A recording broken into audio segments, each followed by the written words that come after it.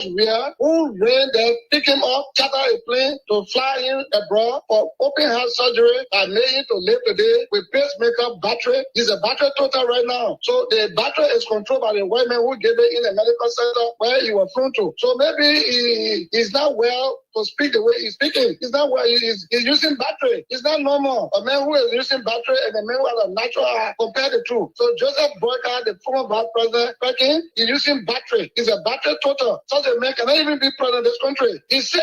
So maybe that the frustration making to speak the way he did, calling the president boy. So Joseph Boyka, the former vice president, he's using battery. He's a battery total. Such a man cannot even be president of this country. He's sick. So maybe that the frustration making to speak the way he did, calling the president boy. So Joseph Boyka, the former vice president, he's using battery. He's a battery total. Such a man cannot even be president of this country. He's sick. So maybe that the frustration making to speak the way he did, calling the president boy.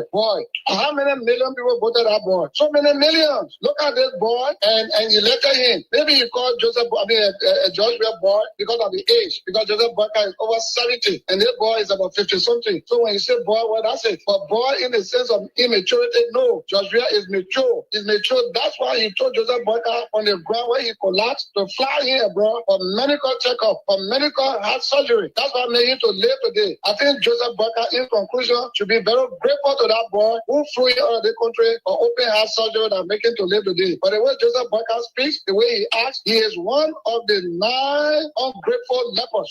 The fact is, you could have ignored you, but he did not. He saved this old man. But what the old man is returning is ungratefulness. Call this president boy. You call the whole Liberian president boy, then you old man, you told him battery around here. But I cannot look at a battery man and elect you because any minute you could collapse. But you already said 70, and this boy is about 50 something. So when you say boy, well, that's it. But boy, in the sense of immaturity, no. George is mature. He's mature. That's why he told Joseph Boyka on the ground where he collapsed to fly here abroad for medical checkup, for medical heart surgery. That's why made him to live today. I think Joseph Boyka, in conclusion, should be very grateful to that boy who flew here out of the country for open heart surgery that make him to live today. But the way Joseph Boyka speaks, the way he... We're not waking up normal anymore. Waking up, looking over our heads. Could I be the next person pick up? Or could John be the next person? And unfortunately, when you get picked up in these undemocratic torture is an option. So yesterday we saw a rate of arrest for suspects of the Capitol fire incident that occurred. And interestingly, they did that. There was a continuing raid is over a week. We saw on the 13th also, right? The date of the raid. But then it was served on yesterday. But all the time in between, some of the folks have been in the custody of law enforcement. They have extracted statements from them. Interrogated them, torture them, beating them, kick them, blow them. All kinds of wicked, inhumane treatment they have undergone. And that's when the government said, okay, we're ready now, man, you're arrested. You have the remain. Say you have the right to remain silent. They did as all the staff well. They didn't start with that one. They started with flocking the people, kicking them, doing all kinds. Before they finish and they say, oh, my man, you're arrested on charges of X, Y, Z, Z, Z. You have to remain silent because any comment you made will be used against you, blah, blah. You also have a right to your lawyer or blah, blah, blah. They didn't have the Miranda right are supposed to start. I was saying, oh, the men have been flocking the men, kicking the men before. Hey, what kind of country is that?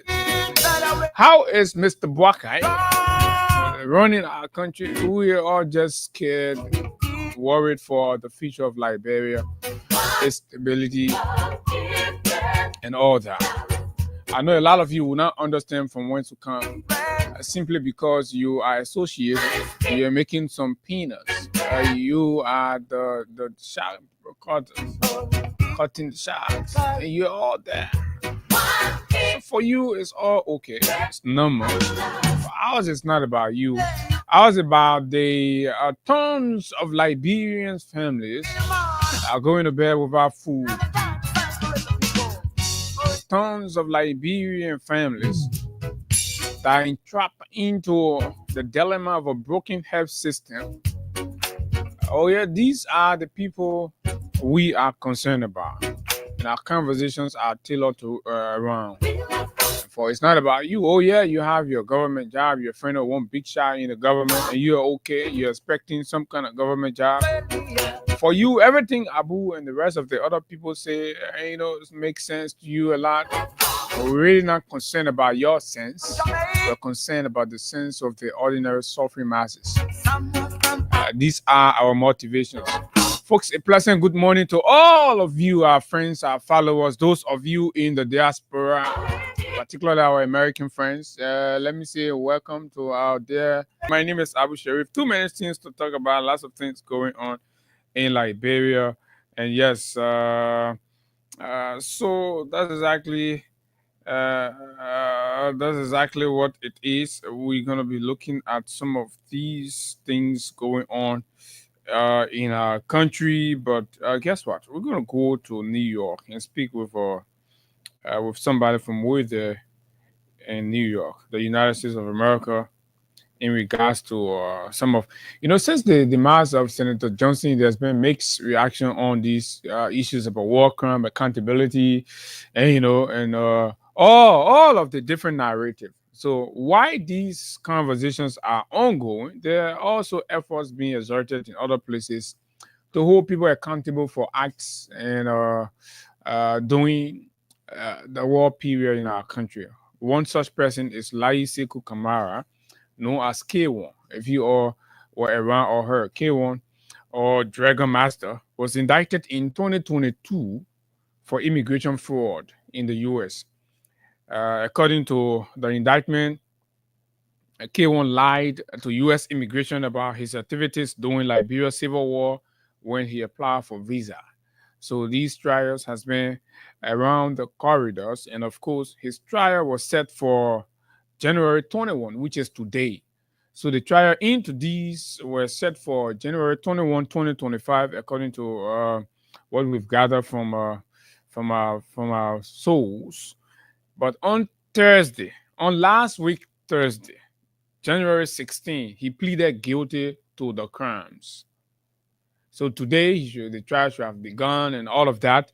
But on last week, Thursday, January 16, K1, Lai Sekou Kamara pleaded guilty to all of the crime as charged. I think there are 4 counts or so. So he is expected to be sentenced. But however, we'll join our friend and brother, new narrative, Cyrus Hammer. Cyrus is going to fill us in with the rest of the details on what the atmosphere there in New York. Sarah had gone to cover the trial for New Narrative. He's our friend, media colleague there with Spoon Communication. And so Cyrus will talk to us about that. It's all about war crimes and all of that. So while we are taking actions on this side, we're doing this, people are still being accountable. But however the case, we'll talk to Cyrus in a jiffy. But in the meantime, between time, folks, we will continue our analysis around the historical betrayal of Senator Prince Johnson after all of the political leverage and all of the political sacrifices he made to make his good old friend Joe Buckeye president, who returned favor with wickedness and, of course, shared ingratitude. And so I know, folks, a lot of you out there don't like to hear this one because Buckeye that your man, but if Buckeye that wicked man, we got to tell Buckeye is a wicked man. You don't pay good with bad. And so when you do that, we continue to set the record until society will know that actually this is exactly the kind of person you are and this is what you did. So our goal is to ensure that every hamlets, village, towns, and just any corner in Nimba County will know exactly what Mr. Bwaka did to Senator Johnson. So the more we have these conversations, at least whatever you want to do is up to you. But just know, I know somebody say, "Oh, this have got nothing to do with propaganda." This have got absolutely nothing. Why would anybody be doing propaganda now when elections are way there in 2029? It makes no sense, of course. So the facts are that they do not want the truth to be said. They're trying to cover it up with all kinds of things. So now, folks, The first lady office, according to her, she have taken some action. We feel the action is cosmetic, and of course, what that action does is, first of all, agreeing with the fact that the first lady office was indulged into stealing from poor, desperate Liberian students seeking opportunities under a false scholarship scheme, right? First lady office did that. Some of you were arguing yesterday that. So shamefully, after all we said, right, is drag, thinking, oh man, you get your own time right now. We the one paying your taxes. You see the thing we do, you get paid from there. So when we tell you, say, oh man, do the one you gotta do, you don't do it, we'll keep dragging you, dragging exactly. So there's a report we saw. Say, I don't know. We're gonna read it for you and tell you why we think it is not sufficient, right? Why we believe it is not sufficient. The level at which the office of the first lady was desecrated by Mrs. Katumu Bwaka is so disgusting, and we believe just saving fees by a meaningless suspension does not hold water. I you say you suspend people, you just pull a letter outside, the post stay in your office, the post stay taking pay, the post stay doing everything regularly, and say suspend people. As soon as we saw that letter, of course, I said the same, man, I think not serious. Man. They don't waste their time on that, nothing not serious. So we tell Katumu that we're aware. So please do the honorable thing, right? Take the honorable action. Just suspension is not sufficient, right? Accountability, full accountability, restitution, hey, apology, public apology to the Liberian people and all of the families who were entrapped into the scheme of scholarship fraud.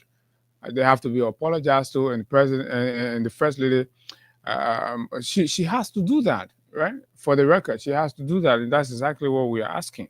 If you do shameful thing, you must come outside, and yeah, because first of all, you should not have countenance such an act of dishonorability around the office.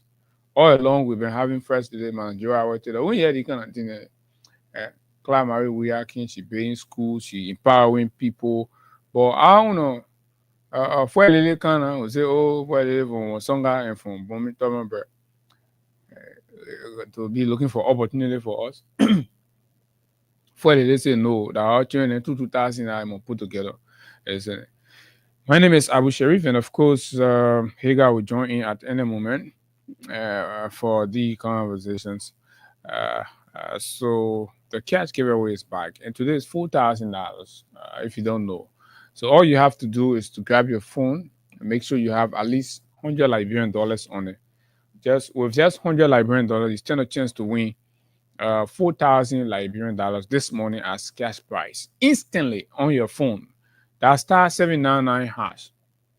*799#. Select option number 11, which is Freedom FM, and then you will a few seconds. You select the currency. So we play both in US and LD, right? Select the currency, and then you play. You wait a few seconds and enter your password to confirm your transaction, and that's exactly how it is like. And the more you play, the better your chances are to win. Because look, it is a whole pool of competition. A lot of people there. People way there in Grange there, in Maryland, in Sino, in River G, Riverside, Grand Bassa, Bon County, Lofa, Nimba, and all the places they're playing. Of course, they have the numbers, and that's all. So yeah, you got to understand now. People inside, so you can't count. Of course, there are possibility, but to be as sure as possible, right? Because this is a process. You gotta commit yourself. And thankfully, all of our friends we've spoken to, they say, "Oh my man, commit yourself to the process to be playing. You will just be one of the winners." And they will come back to us and tell us. They will come back to us and tell us, say, "Yeah, say my man, the strategy work. Say even though I play, but at long last, I have won." So you want to be part of the winners. You don't want to be a quitter. That's why you have to adapt the was I trying to say that was Dylan? And yeah, sorry, that slip or tongue. It's not possible. Anything that have to do with truth telling and being real, authentic, they don't can pass on the other avenue. They don't pass on the lying and the deception and and the Cooney Avenue, where it's also corn artists can be there, be skimming each other. That kind of road and they don't let it pass. And you can put a Savannah dry bottle up in your other hand, and you hold a cigarette.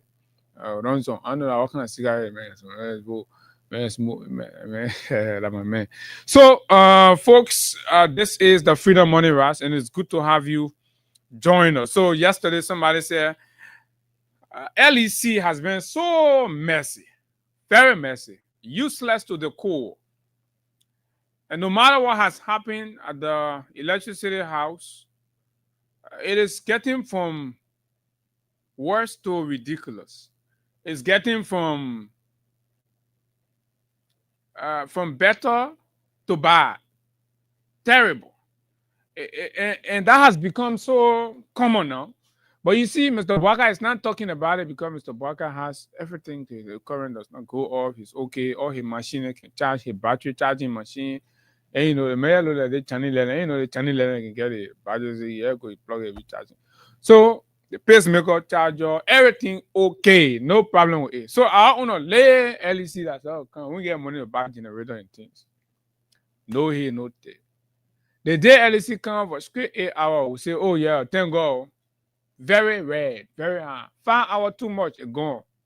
It come by again. Sometimes when I even come by, it will take another 10 hours before we see it. And the government is so careless about these things. These are the social services that we benefit. These are the ones that comes to us directly. That we say, oh yeah, that makes us proud of our country and our taxes we paid. Our roads, when our roads are done, our communities are connected, our public schools are upgraded, right? When our roads and our public schools are done, they're upgraded. These are the things that bring us pride, that make us feel like, oh yeah, we're in a country. Yes, we love this country. This country has provided everything for us. But look, we just let Labrador by heart, especially as soon as Boga get there. The whole everything just pour now. Everybody now we just operating on Labrador. Yeah, and you know, but nothing. We're not getting anything from them. 1 year waste. So what happened to the over 700 million that we generated last year? We asked Baka, they say, oh, no project, no salary increment, nothing happened. So you just forget about last year. Let's focus on 2025 going forward. Uselessness. And when you talk about that, they say, oh, this, oh, that. Whole year, all our money we call it, they steal it, they put it all in. So guess what they are doing now? When they steal the monies, they put it in family names. They're building for them. Your thing say we been going beyond all of your stolen money that you give people, your family, relatives, and friends to go build property, establish businesses. We're getting information on it. And I say you're smart. That thing your day, Ellington. That thing your day, Ellington. You know that time. All yeah, so yeah. So they say oh, so it's not going to happen here now. We're in the information age. As soon we in some of the community, we see some of the new structure going on, we'll start digging behind it. So we're not only digging behind some of the things, we're getting to trace the root cause. And most of them pointing to executive mansion. The people in the executive mansion, not small stealing they're doing. Calling up crowd to buy. I want to see them passing. Stealing, putting the illicit money through different means to clean them. People bill for them. So, oh yeah, folks. That the G's there, the higher rescue people rescuing the country, stealing and hiring the proceeds and investing it through other third parties. Dishonesty is at the height of our governance right now. Insincerity, thievery. I mean, these are the things that are the core of our national governance structure right now, and so it's so very terrible, so very, very terrible. So the president, let's take a break and we'll be right back. These breaks and folks at the time is what? The time is 4 minutes after 8. At 8:15, we will do our first draw for first batch of winners of the $4,000 this morning. And then when we come back after that, we will speak to our guy from Wither in New York to bring us up to speed with the K1 trial. Yes, very, very important. So let me take these breaks and we will be right back. Okay, Crime Stopper Liberia is our official sponsor.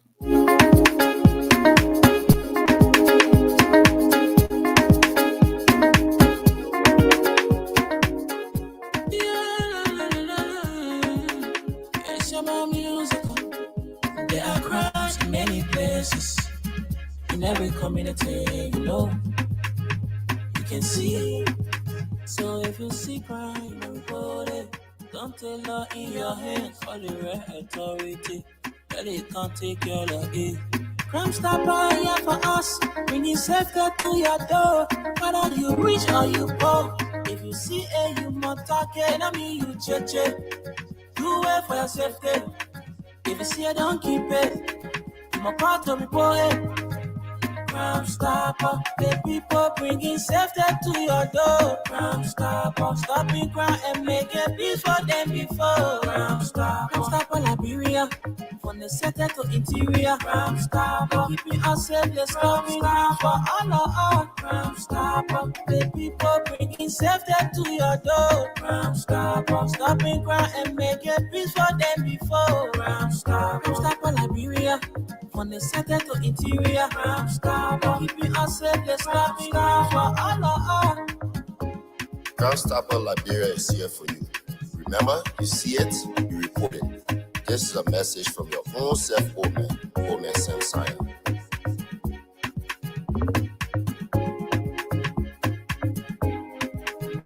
Crime Stopper, the people bringing safety to your door. Crime Stopper, stopping crime and making peace for them before. Crime Stopper, Liberia, from the center to interior.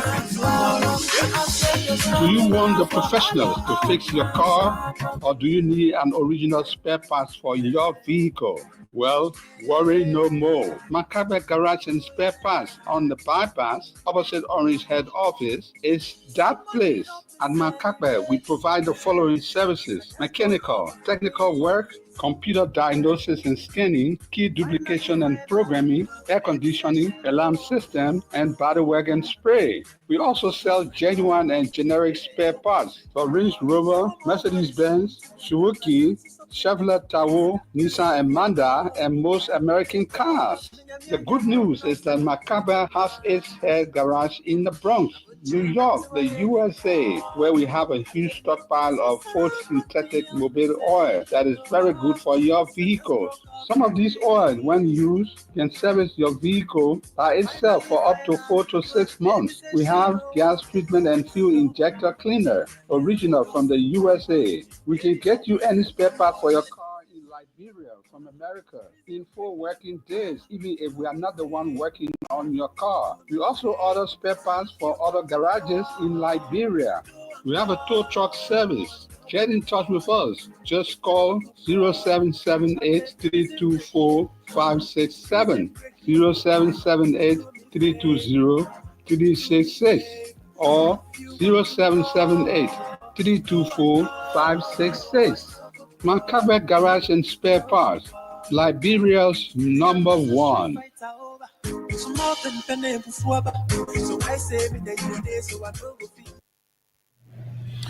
Okay, folks, welcome back to it, and let's spend time to welcome some of our friends that have joined us this morning. I know the breakfast started a little late, and so we can understand. Yeah, so but it's important that we are here, and so breakfast is definitely going to be served. So let's see right here on our live feed. We have Ambassador S. Mouton Jedo. Good morning, Freedom Family. I'm following from Gardnersville. It's Greenville, Sano County. And I'm following, and this is G. Gray. I'm following from Bombing County, Volga Town. And you have Seidi Saye. Good morning, Freedom Family. You have James Lamy. James Lamy is a good morning, brother. This is not easy. I say you have Tito Johnson. Good morning. My name is Tito Johnson, joining you from Sano County. It seems we have a lot of folks following from way there in Greenville, which is very good. You have Olympus Jackley. Good morning. My name, what is Olympa? I said, good morning, Abu. Okay, that's exactly where he stops. And you have CDC Papi Sosa Skater. It's good to have you join us. BU Do, you have Matthew Bear Yulo, you have Mamata Son Deck, Agatha, Glasgow. All of you are joining us and a host of others. So kindly help us share the live so that we have these conversations go as far and wide. So yeah, please help us share the live. And so let's come go straight into our conversation. So we cannot. And you have Nimba and Cyrus Hammer from way there in Philadelphia. Begu, let me come call my man. Let me come call my man Cyrus Hammer. And let's talk about these welcome coatings. They're very, very important. Then we'll come home to look at the other angles from the Prince Johnson funeral service. Today, this morning, trust me, you're gonna like it. So let's speak to Cyrus quickly in another 5 minutes or so. Let's talk to Cyrus Hammer, and of course, Cyrus is joining us in relations to. Cyrus is gonna speak to us about, particularly about events surrounding the trial of how you call it, say Lai Sekou Kamara, right? K1. For those of you that follow. So let's now join our man Cyrus Hammer. Cyrus, good morning. Welcome. You're live on the Freedom Morning Rise. How are you this morning? From where there in Philadelphia? Good morning. Good morning, Mr. Abu Kamara, and thank you so much. This is Abu Sharif. Cyrus Hammer. This is Abu Sharif. Sorry, Abu Sharif. Thank you so much. I'm thinking about the other Abu. That's why. Thank you so much, Abu Sharif. Thank you so much, and many thanks to you and the Freedom FM family for the opportunity this morning to appear on your platform. Yeah, thank you very yeah, thank you so much. So, Sarah, basically, our country is very, very interested in accountability around these war crimes, perpetrators being brought to justice, and answering for crimes committed under their watch or by themselves, and all of these things. These conversations also heighten around the funeral and burial processes of the late senator of Nimba County. So yes, these are the development that Liberians have been yearning for many, many years about these things. So understanding that you're in America to follow a case involving another war crime suspect in Lai Kamara, K1 to be specific. So I wanted to bring us up to speed. What is it that's going on there that Liberians need to know as it relates to the trial involving K1? So K1 is widely known in places like Claratown, the places like Do community on the Bushra Island, there in Monrovia. Like you said, his name is Lai Sekou Kamara.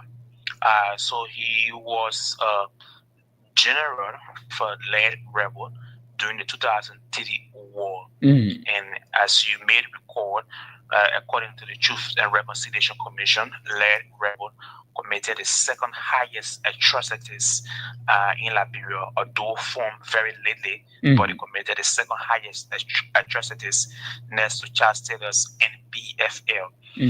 So Kamara doing he committed some sort of he fought the war and did a lot of extrajudicial killings during the war.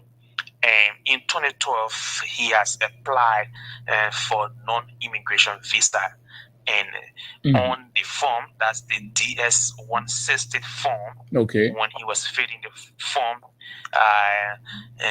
he lied to immigration that he did not fight the war. He was never a part of any armed group, not a vigilante group. So because these questions are asked on the form, and he answered no to all. So he was given visa to enter the US, and he used that form to also apply for permanent residence, or what you call green card in the United States, and he was given. So basically, in 2022, he was arrested at the John F. Kennedy International Airport and then he was charged for immigration with immigration fraud, 4 counts of immigration fraud. So basically, what Western countries are doing, there's this principle called universal jurisdiction. Okay. And that universal jurisdiction principle is what many countries use to prosecute laws, especially people who committed war crimes and crimes against humanity. So what is that? What is that universal jurisdiction? How does it imply? So basically, it's just principles that countries signed up to say, for example, if Abu Kamara, maybe let's say Abu Sharif, maybe God forbid now, if he took part in war in Liberia, he can be prosecuted, for example, in Finim, for example, in France. Okay, even though you are not a citizen of that country. But America is not a signatory. Let me say that it's not a signatory. So basically, what usually country like America will do, they will try to prosecute people who committed some sort of war crimes and crimes against humanity, especially looking at their own law. For example, immigration fraud. If you are going to the United States and if you lie, and there where I was coming, Sarah. So what is the matter now that we are talking about? Is it the crimes against humanity during the war, or it is particularly about the immigration fraud that he committed? It's about immigration fraud. So it has got nothing to do with the wartime, what he did not do in the war, and all of that. It's about the fact that he lied. Immigration. Yeah, it's about the fact that he lied about his participation in the Liberian Civil War. So if he had admitted during the form, during the filling in of the form, if he had admitted on a DS-160 form that he fought war, he was a rebel general, what the investigators have said that it was not possible that he was going to be given the visa to enter the United States. Okay, but because to U.S. immigration authority, even during his interview, he lied also. So the American government was convinced that this guy is a good citizen, and he was given the visa. So basically, Abu, this process is also meant to hold war laws accountable and also give. I know Sarah will come to that. We'll come to that, but let's know what is the status now of the immigration fraud trial. So Kamara or K1 or Dragon Master, earlier he has pleaded not guilty, but when a group like the Global Justice and Research Project of Mr. Hassan Belete and Savitas Massimo, these are the groups that also helped to gather pieces of evidence in this kind of so they were able to gather some 17 witnesses from Liberia, and those witnesses arrived in United States of America just last week. So and K1, having realized that the prosecution team was out for business, was very, very serious with this case, and they have brought in about 17 witnesses to testify in court. He realized that he needed to just inform his lawyer to go to the judge and say, look, we are guilty. So he pleaded guilty of the crime. So basically 4 counts of immigration fraud. He faced 40 years in prison and a fine of about $250,000 United States dollars. But he has pleaded guilty. Will the fine and the sentence still remain at 40 years and whatever, or is it going to be? Is the judge going to make some reconsideration? The fact that he has saved the court and saved prosecution of all of the litigation financial burdens, he has pleaded guilty already. Is that in a way going to impact the sentencing? Most likely it will impact the sentencing, especially looking at previous cases. So if if you maybe inform the judge ahead of time, look, yes, I'm guilty of the crimes, there's a likelihood of lesser sentence. And so there's also a expected conference with his lawyer on Thursday of this week, and following that, the sentencing for him will be in May, basically around May 19, 2025. So once you plead, once you inform the judge that you are guilty, there's a likelihood of the judge lowering your sentence, maybe from 40 years to something lesser than that. Okay, with that, Cyrus, what impact is it going to have for Liberians? What can Liberians celebrate as relates to the demand for accountability for war crimes? Is there anything to celebrate in that regard? What activists who have been calling for the establishment of war crimes court in Liberia have welcomed, have hailed this sort of process. People like Hassan Benete and others have said that this is welcoming and this will give some form of justice to war victims. And they are also calling on the government to see this as an inspiration to speed up processes for the establishment and full execution of the war crimes code, and to also give funding for the war crimes code to fully be established and carry on its processes.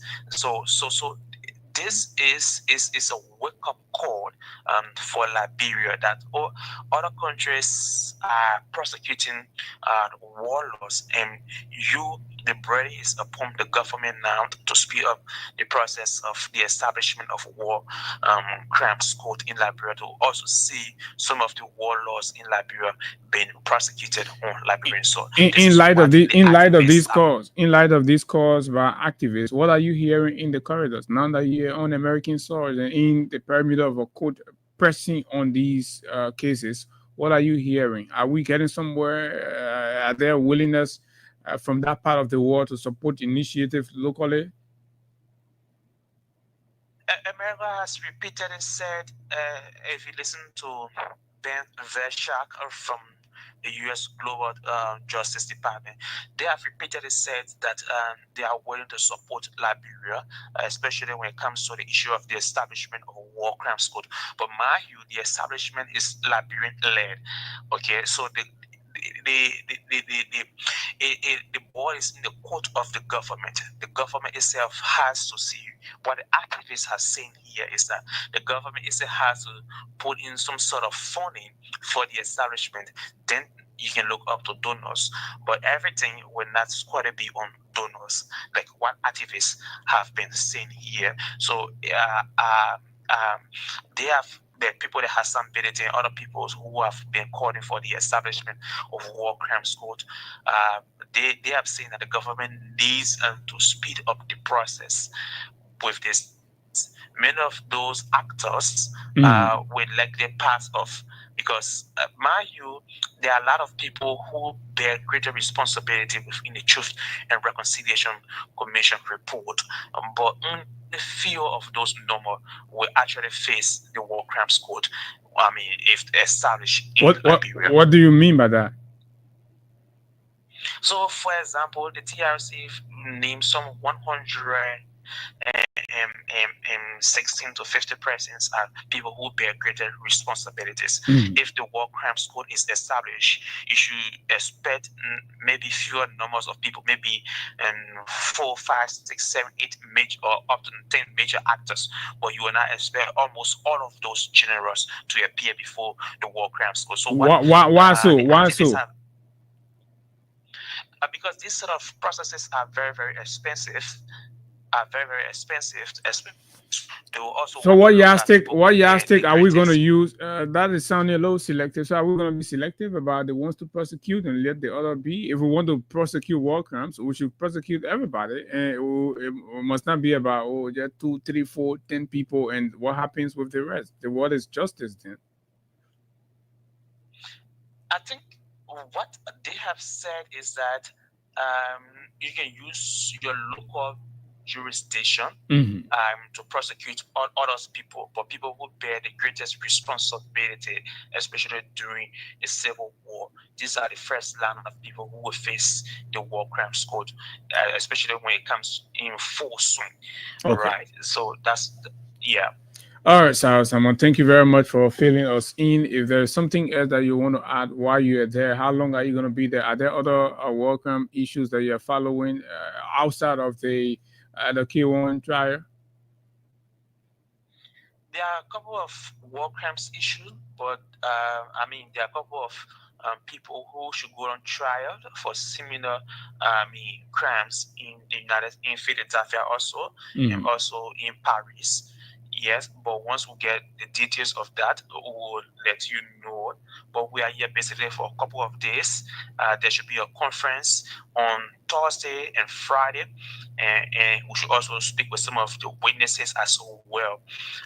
And then from there, we'll come back to Liberia because the judge will actually announce the sentence in May of this year. Okay. Thank you very much. Cyrus Hammer is our friend and Liberian journalist. He works for Spoon Communication Incorporated and is currently part of the new narrative project on these trials involving war crimes participants doing the civil unrest in our country. So that is that for you. For those of you that have interest in accountability, justice, and of course fairness around these war crime issues. And like I said, we don't have to be selective in it. Others are facing, it must be by the same token that others will also account for whatever they did. So yeah, let's come home now and look at our cash giveaway. *799, *799 hash. You select option number 11. You will a few seconds, right? You select the currency that you would love to play, and then you wait a few more seconds. You enter your password to confirm your transaction, folks. As part of our commitment to ensure honesty and integrity in our politics and take deception from any lies telling and ungratefulness, because when we are not sincere to each other in our politics, just us will not be so sincere and committed to our people. So when politicians will say one thing to their friend and do the other thing, we believe it is a height of deception, and these things must be exposed. And that's why right now we are very committed to ensuring that we honor the legacy of Senator Prince Yomi Johnson, his sacrifices, and the eventual betrayal that he saw as a result of being a good man and a kingmaker to have brought back the Unity Party rescue president Joseph Newman Boakai. So let's bring you this tribute from. It is the most viral tribute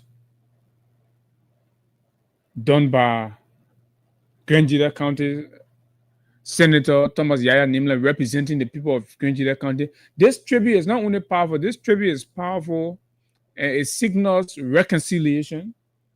It lays aside all of the conspiracies around tension between Grenjida and Nimba and all of that. No. The people are good, they're one family, they've reconciled it. So this is it. The only problem we get in the country is that we have liars in power. Presidential candidate came and he will go and say, I will make you president, but I want you to buy me time. He did that with President Ellen Johnson. He just wanted to buy time to pray and to serve his people.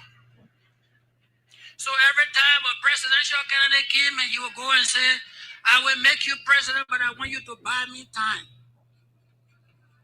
He did that with President Ellen Johnson Sirleaf.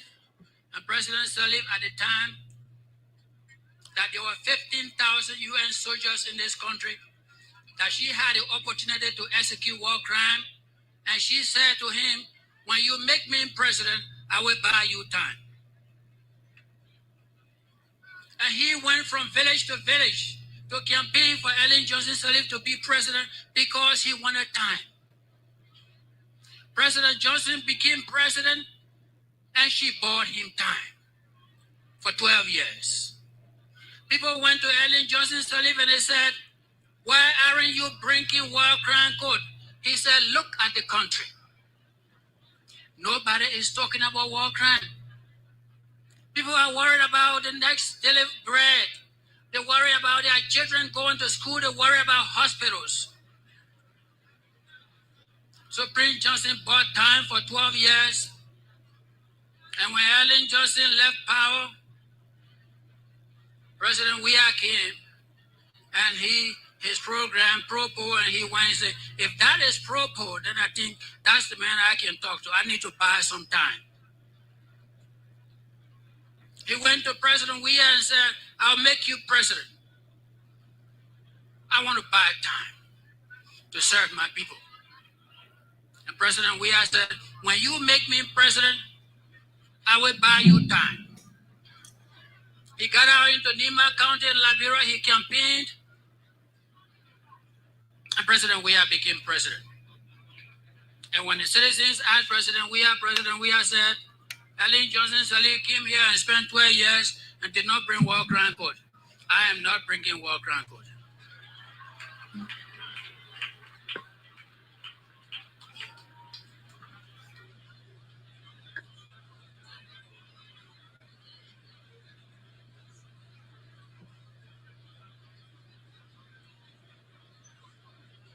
Senator Johnson enjoyed 6 years building schools and relating to his people.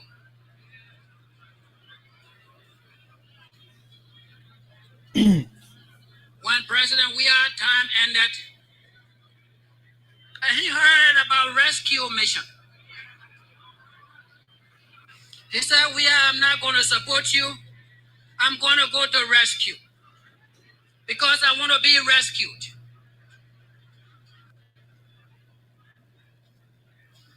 He went to rescue and did more than what he did for Ellen Johnson Sirleaf and Weah.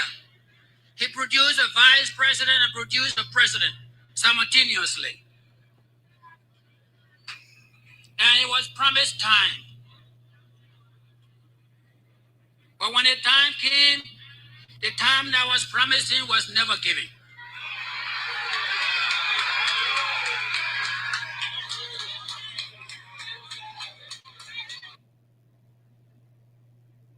He produced a vice president and produced a president simultaneously. And it was promised time.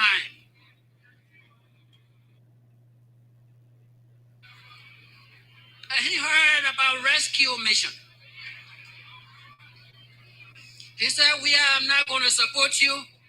I'm going to go to rescue because I want to be rescued.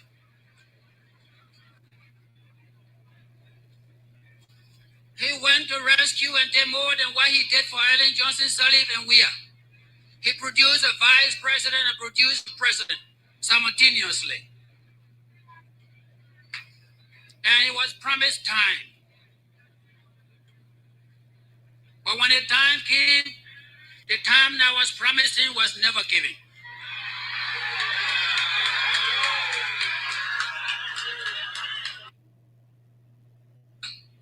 He produced a vice president and produced a president simultaneously. And it was promised time. But when the time came, the time that was promised him was never given.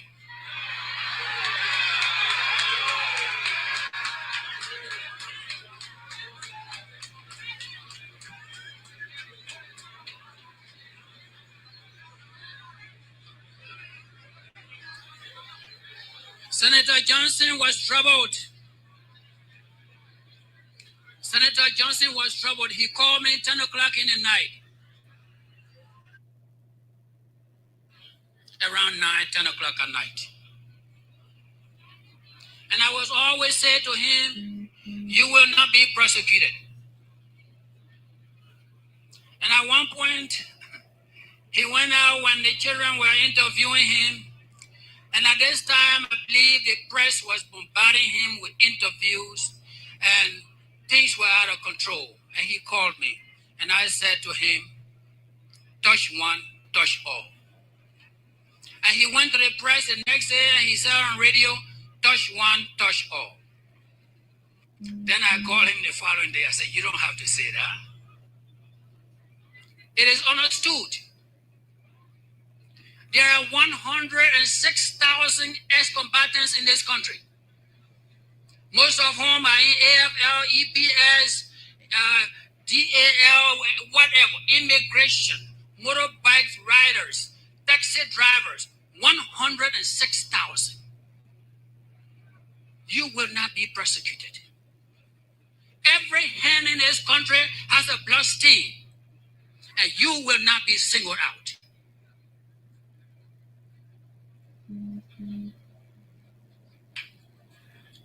When will Senator Johnson be forgiven? There was a resolution that came from the House of Representatives where the representatives signed a resolution for war crime court, and that resolution was sent to the House of Senate. And we rushed that resolution and we signed it in the absence of Senator Johnson. He was not in chambers at that time. The following day, he came to work and he met us going up and down with that resolution. 28 of us have already signed. Some of my colleagues from the southeastern region refused to sign. If Thomas Yaya Nimba doesn't sign, I will not sign. I went to them and I said, go and sign. I'm going to sign it.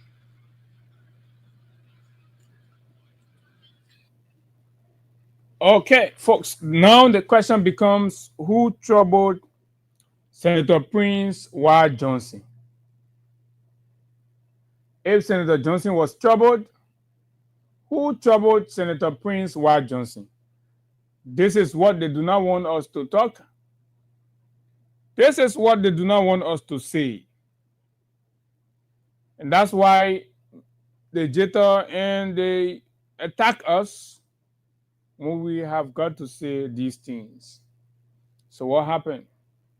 Who troubled Senator Johnson becomes the question that we have to ask repeatedly. Why was he troubled? By whom? It's important.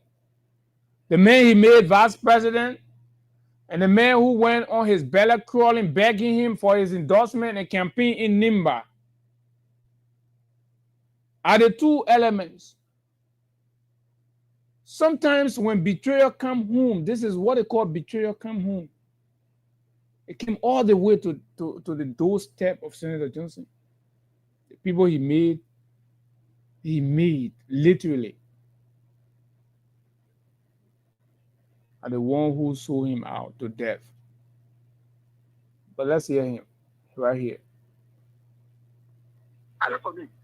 Oh, then when I heard what was happening, it will remain 2% to sign. That was me, that was Bani, Jim Bani. And when I went to Kum, I said, what is going on? You were here when we had sent paper, and you were here with our own leadership, and we sent the report with all documents, legal documents, to guide where. Then Baka benefited from the 2010 decision by the Supreme Court to be involved in the 2011 because he was not involved with that. You're right. He benefited. You're right. Then after serving as our for 12 years now, he's now president now. We finished campaign for that kind of old man, and he wants to persecute us. You guys going to persecute us?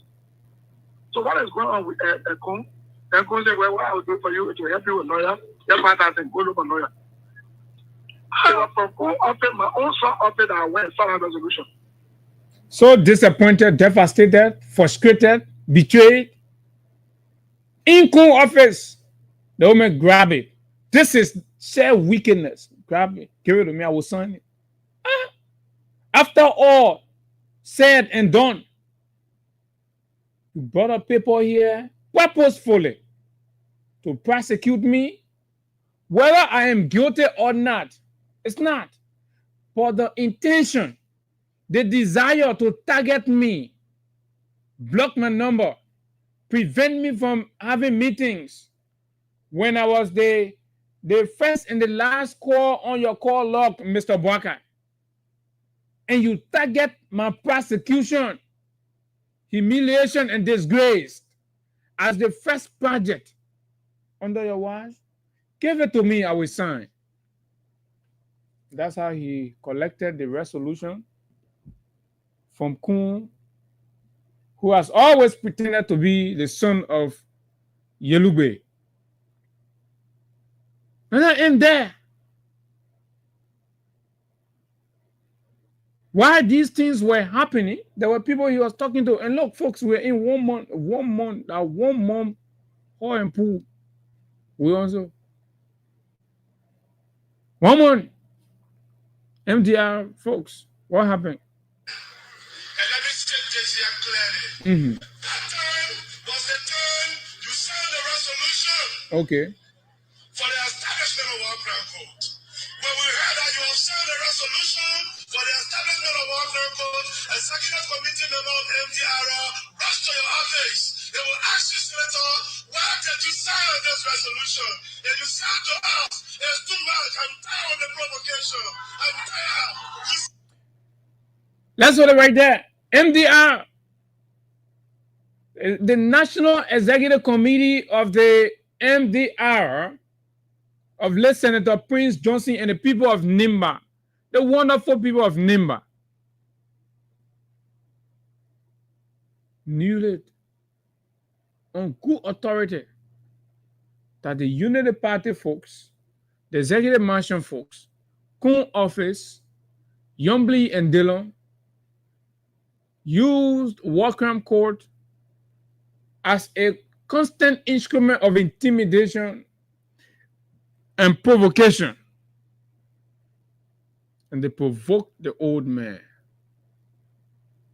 Listen, the cost of the reasoning around this is what you're not getting.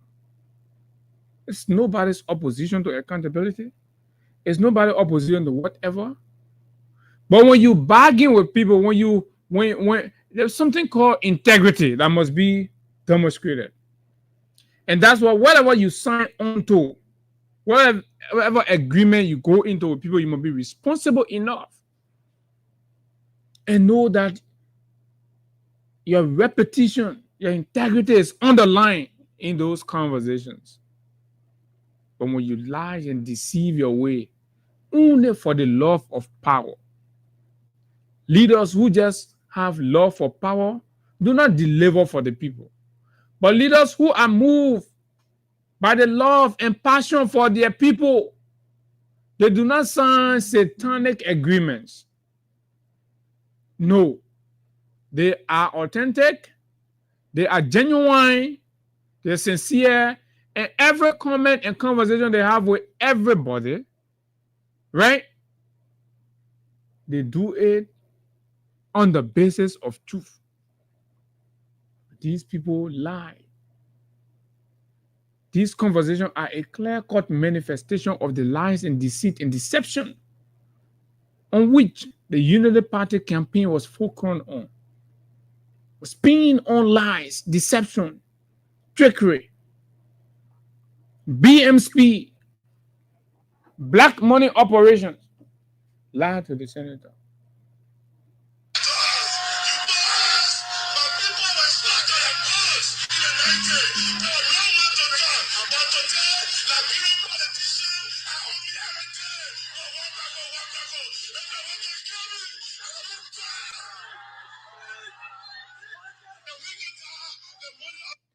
At that point, the old man was pushed to a point where you listening to his vast chair for mobilization, right? Said when they went to meet Senator Johnson prior to his death, Senator Johnson said, "I'm tired with the provocation. Having politicians, they're doing this to me. They're suppressing me. Let me just die." Who were those? And you all, because you don't like to hear the truth, and you say, "Oh, yeah, Barry," saying you're taking recording, passing around. Somebody father died because of your sheer wickedness and your deceit and your lies. You politicize the life of somebody's father, other people hero, other people godfather, their savior, leaving them vulnerable because you want to use that as a means to penetrate. And I like a comment, some of the comment I've been receiving from a lot of the sons and daughters of Nimba. If you think by facilitating and expediting the demands of Senator Johnson is a leeway to your political penetration in Nimba, you're dead wrong. They were trained, they're prepared to stand up and defend the principles and values. They're not going to sit down here, you dollarize people and send them to Nimba because you think Prince Johnson is no more. No, they were. They believe in commitment. They believe in testaments. When you sign up to testaments with the Nimba people and you default on them, they pay you back. They are strong people. You can't buy them. And those are the messages we're getting. You saw that demonstrated by the MDR. So instead of relying on this time, the feedback I'm getting, the signals I'm getting from Nimba, instead of relying on individual representation, they are building an institutional representation for the county. And that's why the onus is on the MDR. And that's why we as analysts, critical voices, and of course pundits around here will continue to remind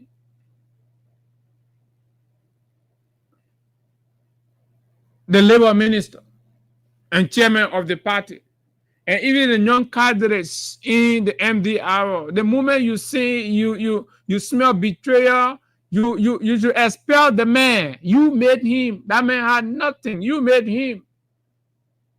You made him Minister of Post and Telecommunication, and you made him Minister of Labor. Nothing, no human capital he contributed nowhere. The MDR to his fallen political godfather.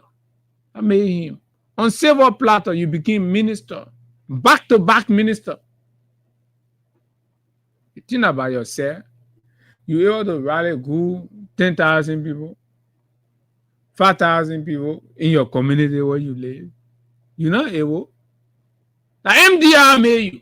So an attempt to sell out, betrayal, you have to expel the man. You have to kick him outside. Because he must remain. And that will be a clear betrayal of the Nimba purpose. Anybody betraying and circumventing the principles and values for which the MDR was created to protect, defend, and project Nimba's interests, no matter how anybody feels about it. That is the sole purpose. And I do not have a problem with that. Oh, yeah, we must build strong institution to reflect strong representation. And if somebody is going to be envious of you for that, no, you're only telling them that you are a well-organized, responsible group of people. Do not shy away from it. Oh, yes. Do not shy away. Oh, yeah, we could have our opinions from other countries who say, oh, in Nimba people. No, that other selfishness, that positive selfishness, you build your institution, you use your institution to protect you, to project you, to ensure and guarantee participation and involvement and stand for you. It is a good selfishness. Do it. And if Cooper Crowd won't sell it, you must kick him outside the party. We double dare you, Cooper. Go, say that anything you have a meeting with Kun and Baga, compromise, go compromise Nimba. You think we get time for you? We're talking about our country. We're talking about the party formed, established by the hero of Nimba, Senator Johnson. And you come here, you can't say, you go sit down, Baga be talking your nose, and you know, Cooper, you know, we gotta do that. Go bring that nonsense, and that will kick you outside. When people enter in room with you, they do business with you, sign agreement with you, you must be responsible enough. Was Mr. Barker and the Unity Party responsible to the MDR? No, absolutely not. You, Cooper, look at how they treated you. But so I just warning you, don't even think about it. The same ground, you see, the young people standing. Stand that ground, they can't do anything. You all made them. They didn't make you.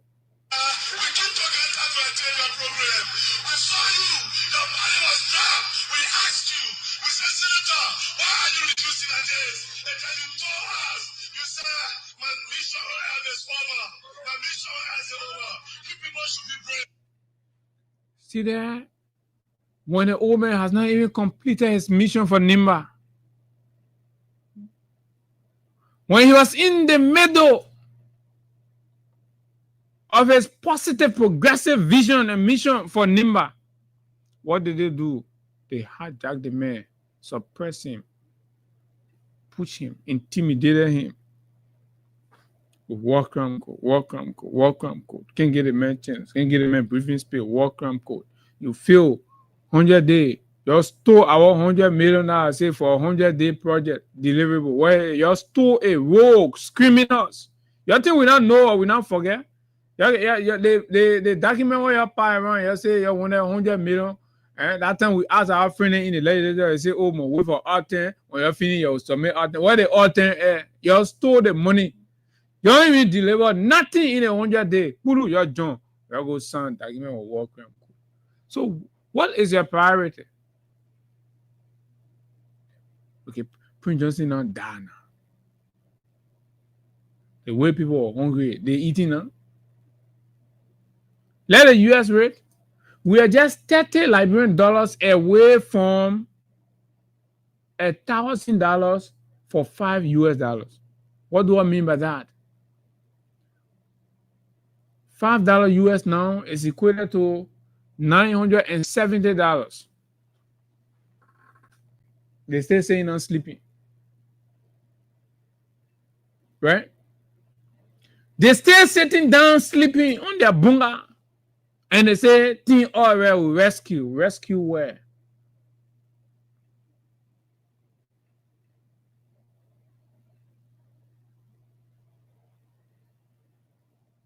And you think Nimba can sit down and can get Nimba can to Kun, the betrayer.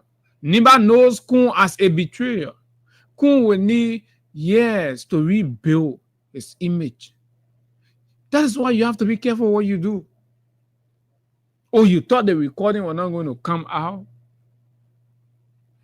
Nimba do not need anything to ostracize Kun outside of the recording where Senator Johnson himself admitted that in the face, when the old man struggled, when he went to the Capitol building confused and lost, people talking about resolution, war crime code, and everything. He said, I do not have anywhere to run. Where do I have to run? That the vice president office, when he ran into the vice president office thinking he is going there to get some kind of sanctuary.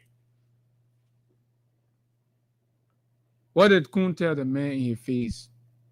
Go and fix it. Go and fix it. All I can do for you is $5,000. Go out. Leave my office. And Nimba, that respects Senator Johnson for the sacrifices he made. When according to Senator Johnson, you guys were being summarily executed, slaughtered, butchered, dumped in wells. Came to your rescue. Save your land, save your people, save your children. And all you have to pay him is to be taking political instruction from Kun. That's 5,000 on him and threw him out of the office when he needed help the most.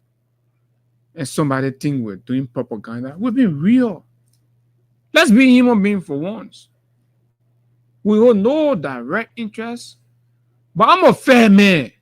What I would not like you to do to me, you must not do it to another human being. It's bad. We must set the record straight on those ones, then we go to the politics. Oh, yes. For us, we and Mr. Blackhan have got political conversation.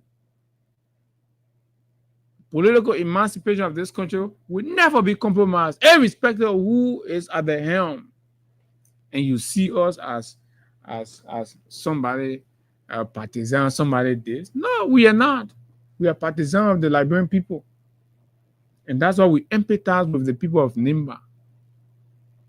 Our politics must not be engineered on deceptions, lies, and ingratitude. No. If we want to build an upright political system, we must build it on the foundation of truth-telling. When I go to you, I tell you, say, can't support me, or you support me, you and your people, I will do X, Y, and Z for you. Or I will ensure this and that will happen, and this and that will not happen. I must remain firmly committed. The demonstrating principles is important. Not liars. And when people lie like that, okay, because it's not in my shoes, I'm gonna say, oh yeah, hey, all right, Senator John, look for it. No, if you want to have your view, you say, oh, Senator John, those are the politics. I'm not about that. I'm about moral standard. What moral example are we setting? If our leaders, especially, the one that is so very, very disheartening and frustrating is Mr. Bwakai, the elder Bwakai. The man with the 42 years governmental experience, the man who should be able to navigate his way through governance hurdle with ease, is a man stuck being remote control, used, manipulated, knocked around.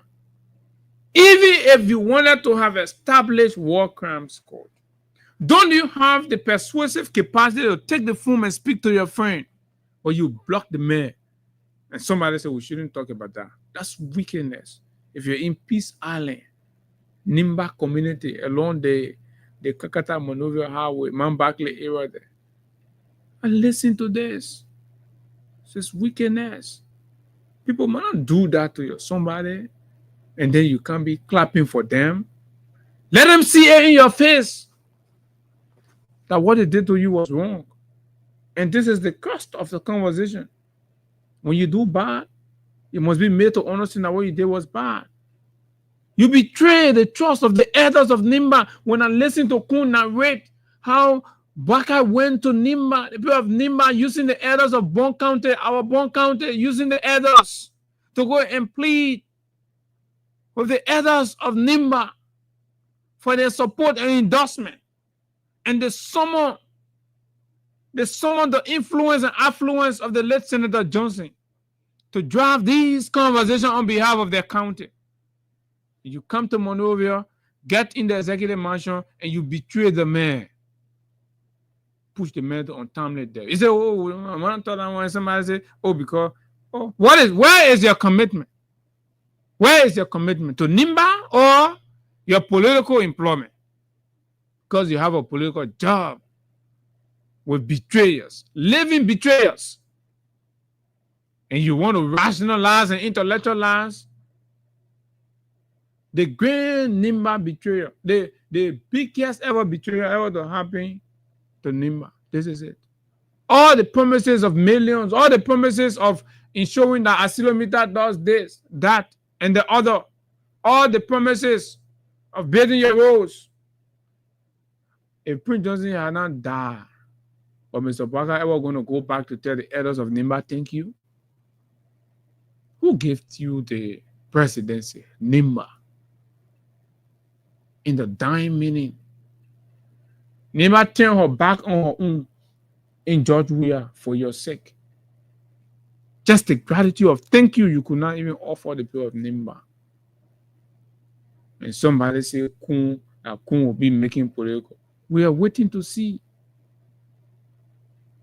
how that's going to play out. But we know there are conscious ideologues in Nimba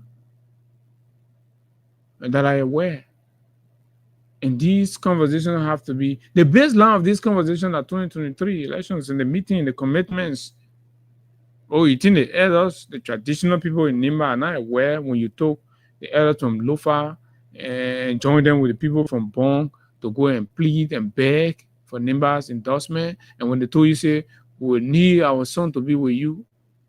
And unfortunately, the one that took the Judah Ascaras of 21st century Liberia in Kun, who do not know where he's from, like people have said, One day he's from Sando, another day he's from Nimba, another day he's a Mandingo man, he's my uncle's son.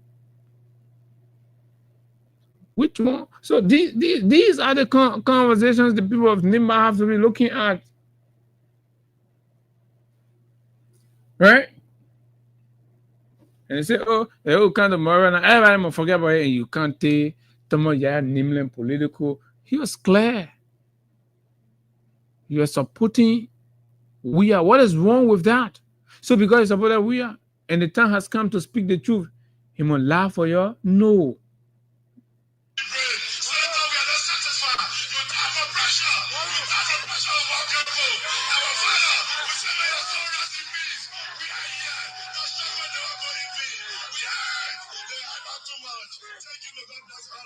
No, come back. We're not ready for you to go here.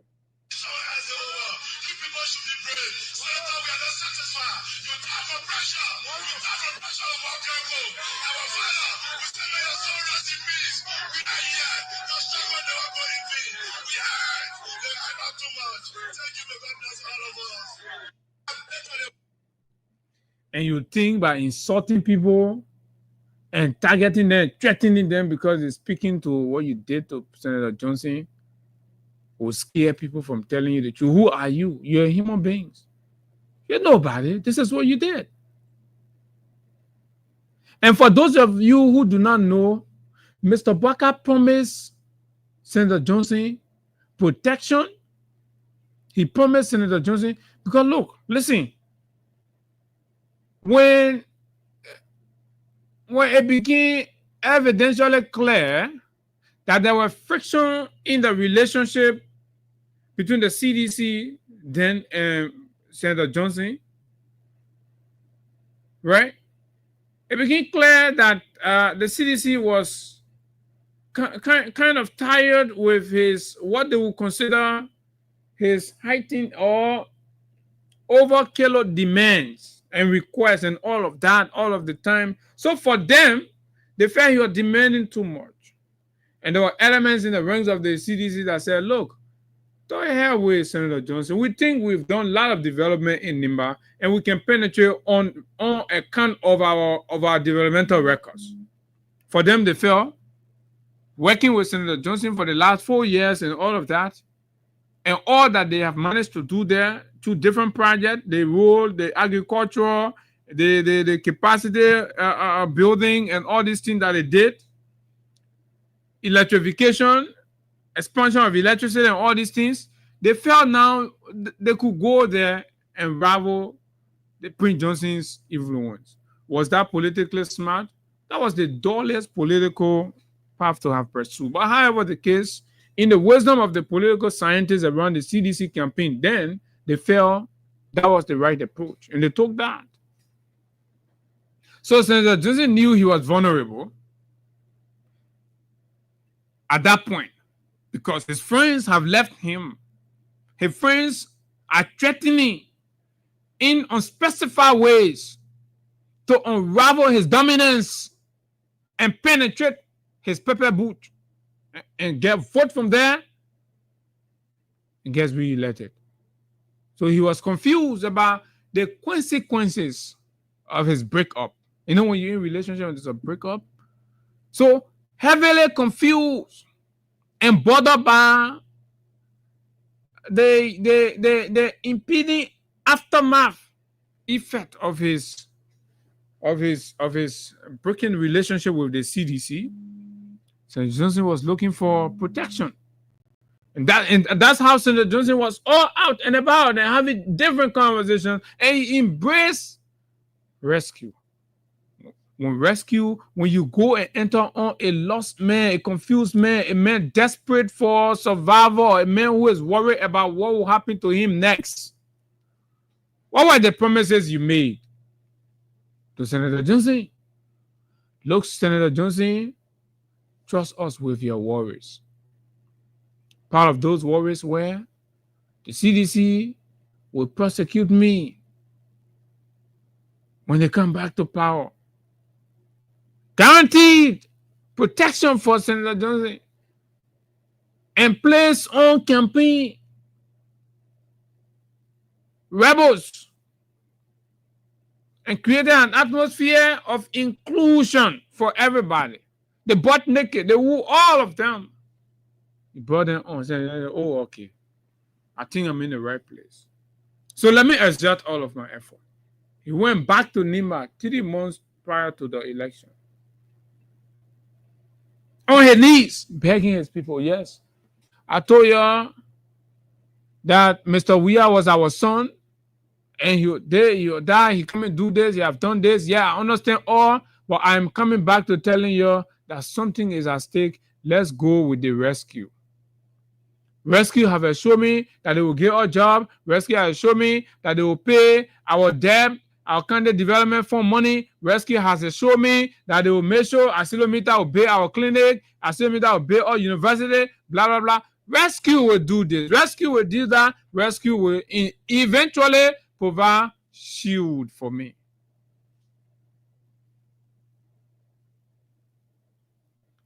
Did Mr. Bwaka live up to his promises? No. He betrayed the promises. He let Senator Johnson down and let the people of Nimba County down. Turn his back on them, abandon Nimba, cut Nimba off, block Nimba number. Every leader that have come since the cessation of hostility to Liberia have used one number to engage the elders, the Zoos, and the chiefs, the students, the youths, the women of Nimba. That was the Prince Johnson number. What did Bwaka do with that number? He cut it off, blocked it, deleted it. You come back here, go in the county, and giving the people fake smiles, fake tears, wicked tears, lala tears. And you think Nimba will fall for that cooning trickery? You think Nimba will fall for it? Nimba will not. And you feel all of our close our mouth, Nimba will not know. Nimba will know. We will tell Nimba. And that's why we're suspending every other thing to talk about, but to highlight these things. Because, when the campaign was on, we told Nimba, look, Nimba, prioritize self-development, prioritize economic viability, expansion, and, of course, the opening of the road, your farm, the market road. Support these things, prioritize this. And Nimba said no. We're prioritizing the interest and protection of Senator Johnson over all of the development initiatives that you're talking about. Abu, Austin, AB, Khan, Hagar, everybody. All of what you're talking about, we have heard it, we understand, but we are letting you know that for us in this part of the world, in this country, right, our foremost priority is the protection, safety, and interest of Prince Yolugbe Johnson. And when the people said that, and they prefer rescue above CDC and Mr. Weah, their grandson, their nephew, sorry. In return, what did Kun and Bwaka pay them? Trouble. They pay them with trouble. Nimba issue is, who's going to talk for us now? Who's going to enter the room, disrupt the room on our behalf? Who is going to do that? Nimba's concern, genuine concern, legitimate political concerns.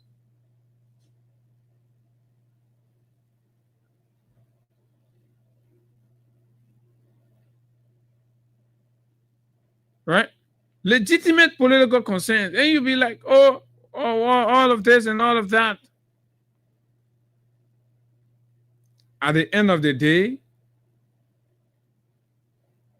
Kun, the mastermind of the Prince Johnson betrayal,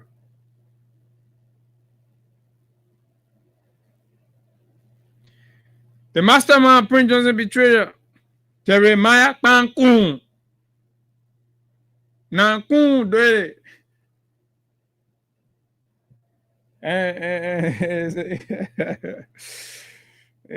Lord. They don't come here apologize again. They don't. Oh, now then, a Tesla the people back. Well, as the year we are seeing on you. Oh, it over here. It. Let me see. Protein brings in Hyundai Stratia 2025 model. Put out over US 100K, probably electric in a poor Liberia. They say they other New Year. They say, and you know the protein. All the old man will say, oh, let Yumly be there. That was a woman representation there. We want woman where the woman where go there, the woman where now, the woman where that electric vehicle. The BB car and all the bonum. She say the car can take Ghana. She get time for that one. Because say that 100,000 American people money she not pour in car. What looking at there? Chicken egg. It's smooth. They probably not get time for gabbing it. Now new with the yell. Hey, rescuer. Rescue never ever disappoint. Folks, this is it. So I'm going to open the phone lines and take some calls on this subject. These conversations are important. So be fair with the discourse. I know you support that rescue, but sit down in your own self. You look at this thing. You think it's fair, the thing they did to Senator Johnson. You can't erase it from there. You assure the man, you promise the man, you say will protect you. These were the man fears when he left. When his relationship with the CDC broke down, he was afraid at that point that when CDC gets power, CDC comes back, of course they will come after me. How would they? They will embrace my prosecution. And I want to be safe against that. So where am I going to? I'm going to rescue. And then you won't argue? You can't argue that. You can't argue that. Mr. Barker, whether you like to hear it or not, you are being very, very wicked. Very, very selfish. Very, very ungrateful.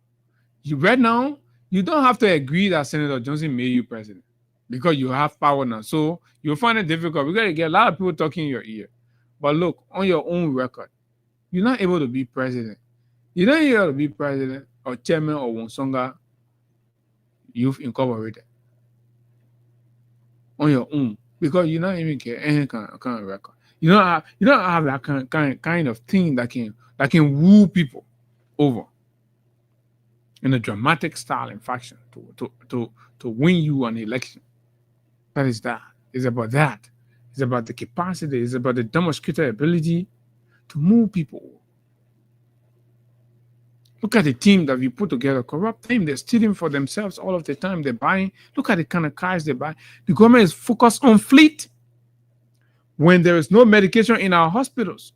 The government is focused on buying generator and fueling generator for their homes when LEC is down and unstable and burning homes. The government is focused on flying private jet. The vice president flies private jet. The president flies private jet. The president is buying electric vehicle. Folks, what kind of thing we in? So you say that rescue. What are we ready in? You are there in the community to get your 1 cup of red now. They get a red cup or to hammer $70, $80 for cup of red. Poor families need to raise how much of $70 to eat 3 cups of red a day before they go check for chicken feed that used to be $20 for 5. Nana, that 5 for 100. The reverse. Where are we going? When are we going to be rescued? When is the tree moving? As the songwriter said.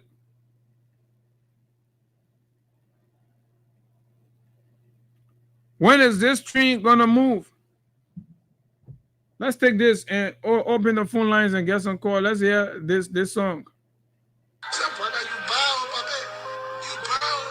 collected $22 million without PBCC informing. At this recent investiture,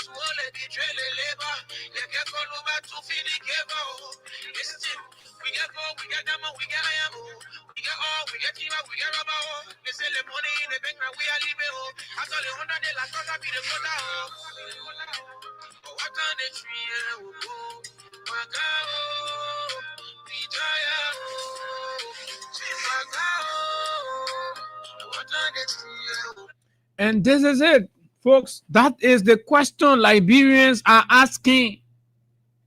When is the rescue train going to move to see medication available in our hospitals and clinics? When is the rescue train going to go and take a move and take a step forward? When 1 year has been wasted, taxpayers' dollars squandered and stolen, when is the train going to move for our roads to be pliable? When is the train going to move, Mr. Boakai? These are the questions towering across the length and breadth of Liberia from all corners, particularly your supporters, your fanatics, who are so disappointed and frustrated in how dismal and terribly you are handling leadership and governance.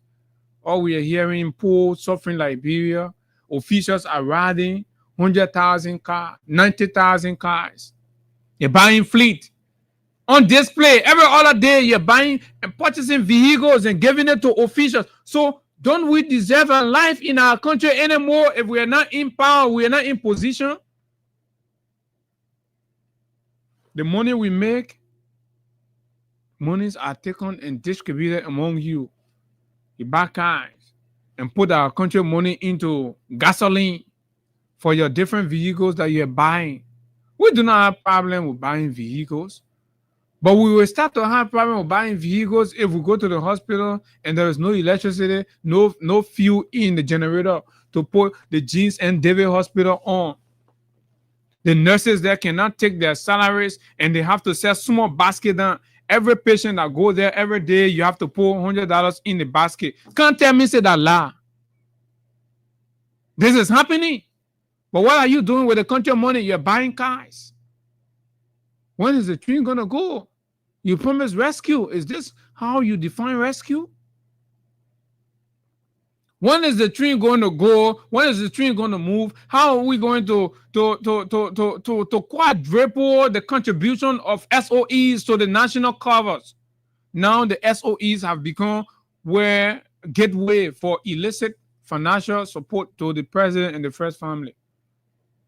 To a point where they're bankrupt, they're unable to contribute a dime to our budget, to our envelope. You've ballooned the SOE, the payroll of the SOEs. Go check them up. Every day, LIA is complaining SOE's contribution. And I say, how they will pay when the money comes, they pull it in suitcase, they drive for it, they carry rehab and give it to Baka and family. While the rest of us are out there. And all you have to do, go KHK, cloud all day. Oh yeah, rescue not come. 1 year pie, you not see nothing that rescue. What play that one go? Folks, these are the and this is exactly where you have to know how serious or unserious the old man is. Look, some of us do not hate Boakai, and we do not have any problem with Mr. Boakai. Trust me, I really do not have any personal problem. Beyond, outside of this place and all of these microphones, look, he's my old man, but look, when we come here to do the Liberian project, it's about the Liberian. It's not for anybody. It's not against anybody. We know what governments are supposed to do. And if you want to be our friend, just do the things you have to do. Do the things you have to do. It's tough. Admit. Say it. Let's know it. Stop deceiving people with photo ops. And I see my man, Gafuan, thinking say that you are Palava intellectual thing here in doing. We just looking at you. That soya that come in the barrel, we looking at the soya. And the soya almost going to 6 months. We looking. Mr. Soya man, welcome back to the barrel. They rate now at 194.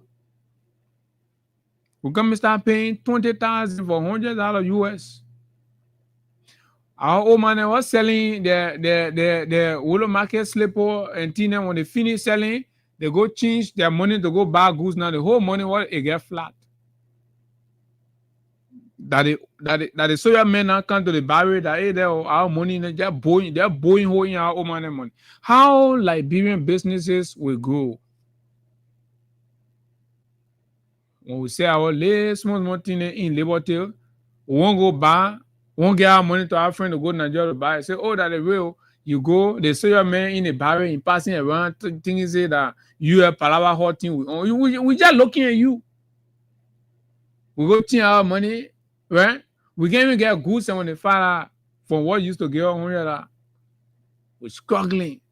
Our market, our whole capital, about 25% of our capital have been lost to the rate, just the exchange rate though. And you think things fine in the country, you're mismanaging the fiscal and monetary space. You're sitting there, you think we are not following? The president go join me, enter private jet again.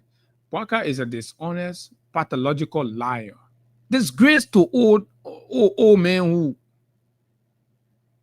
you can do that to your country. What else do you want? Private jet in this day and age. And you can look at us and tell us, say, that your friend gave it to you. Say that your friend. Yeah, wait, let me look for that. Right? Say that you're waiting. When I heard that thing, I said, are you kidding me? Are you really serious? Say that your friend. Let's look at what Mr. Barker said some time ago about private jet. They not bring it on. Thank you very much, Stanton, and thanks to all of you, gentlemen, including the only female there that I see. I want to thank you people. You know, something is happening in this country. The fact that the Liberians have now galvanized themselves to rescue this country is very interesting. Mr. Weir, the last time we contested, his helicopter was 35 years old. And I brought in a helicopter that was 4 years old. Today, I see him with an upgraded helicopter. Are you listening? The point he's trying to indicate is that Mr. Weir, as president, is using public cover to upgrade his 35 years old helicopter, right? To bring you. This is Walker's opinion about leaders flying private jets. But it's the Barker that uses the mouth of Jonathan Paley to can't tell us, you know. But let's know, Barker. As I go around the country, I see our resources that are leaving this country with no sign of benefit to the people. And this is a serious problem. This man was brave. He was telling us about how our resources were leaving the country without any sign of benefit to the people in the community. Right?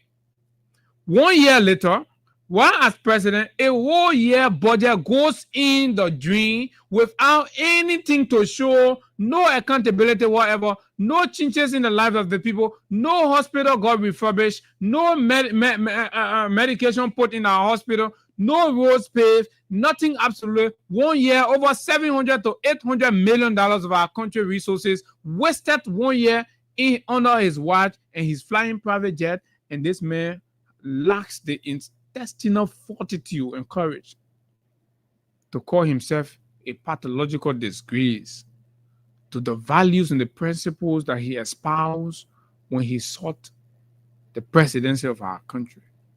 And somebody say they got to intimidate all, they got to scare all, they got to put NSA people behind all, they got to threaten all, they will kill all, they will curse all, and they will kill all more.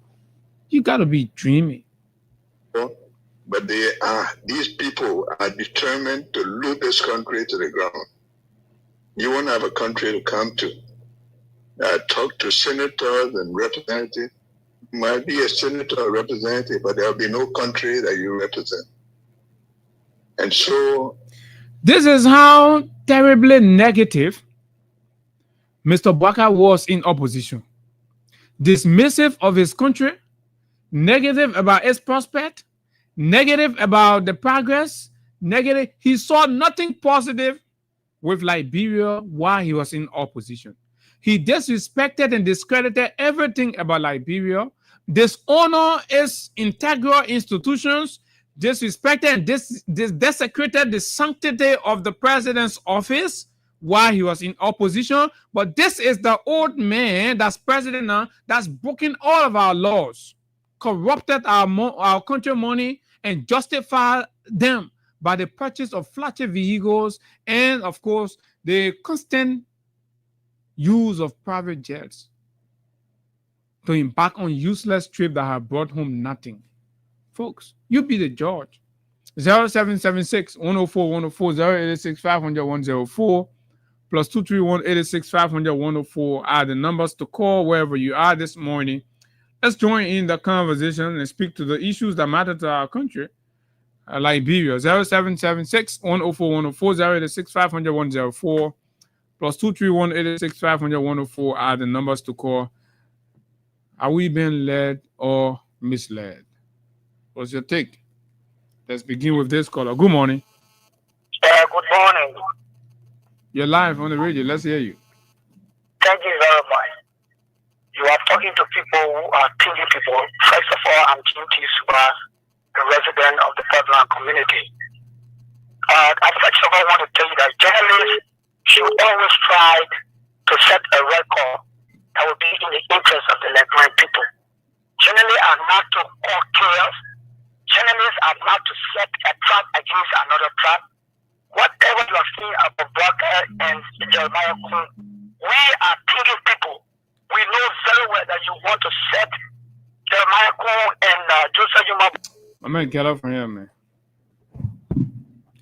0776 104 104 086 500 104 plus 231 86 500 104 are the numbers to call. Let's hear you. You know our record. Do you follow us? Do you know who we are? Hello, good morning. Good morning. Go ahead, let's hear you. Yeah, thank you.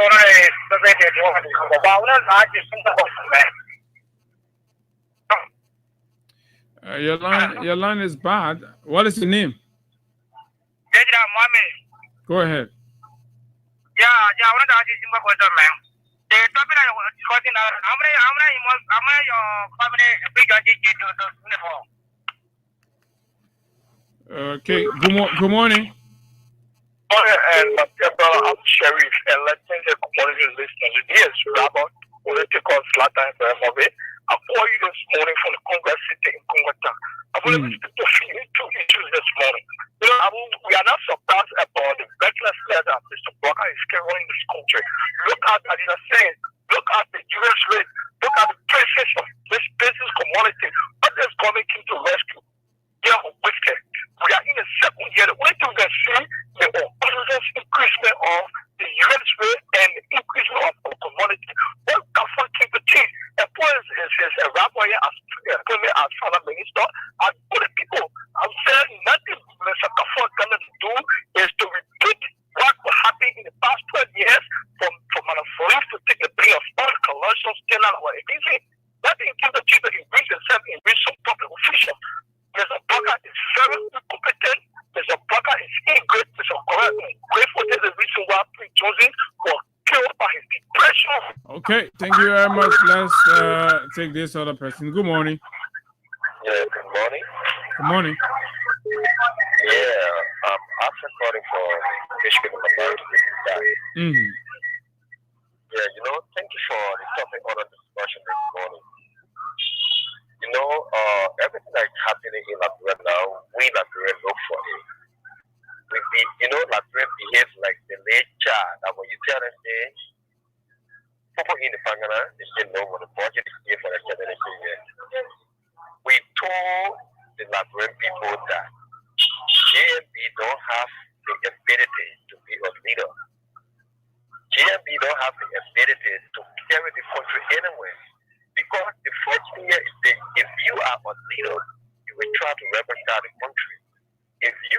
leader is or the stand that you will take, it makes the people that are behind you to feel your impact.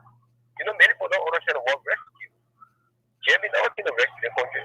Jeremy came to pay debt, and that debt we pay. Look at what he been doing to our former president. Look at what he did to Prince Johnson. You know, the record is there, but the money, I'm going to tell you, I'm from Nimba country. My mother from Nimba, my father from there. Yeah, I'm from Bria, my mother from Bria. But I don't speak you real life.